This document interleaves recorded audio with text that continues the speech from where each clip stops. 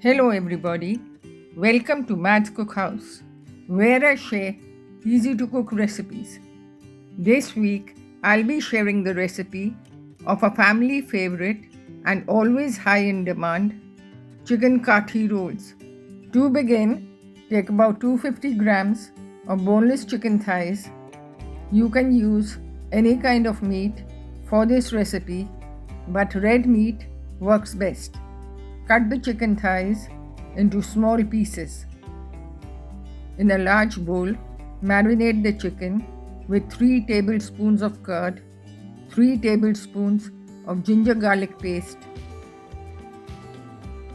1.5 teaspoon salt, 1 teaspoon Kashmiri red chili powder, 1 tablespoon cumin powder jeera, and 1 tablespoon coriander powder dhania.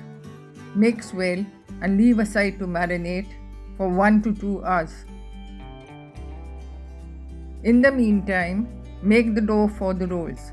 Knead together 1.5 cup all-purpose flour, quarter cup wheat flour, 1 tablespoon oil, salt to taste, and half teaspoon carom seeds ajwain.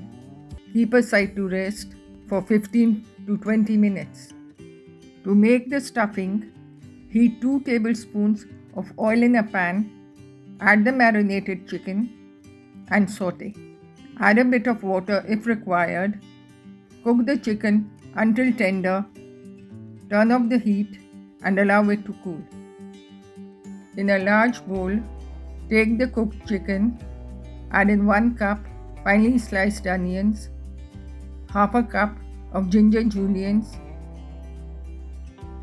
half a cup chopped coriander leaves, 1 to 2 chopped green chilies, and mix.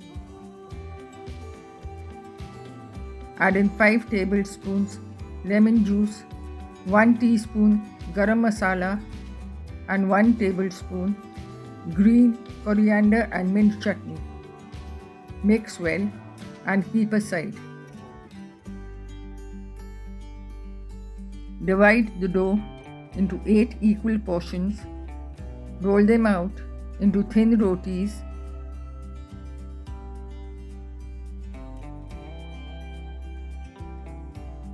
Cook the rotis on a hot tawa or griddle. Add a bit of oil on both the sides for the color.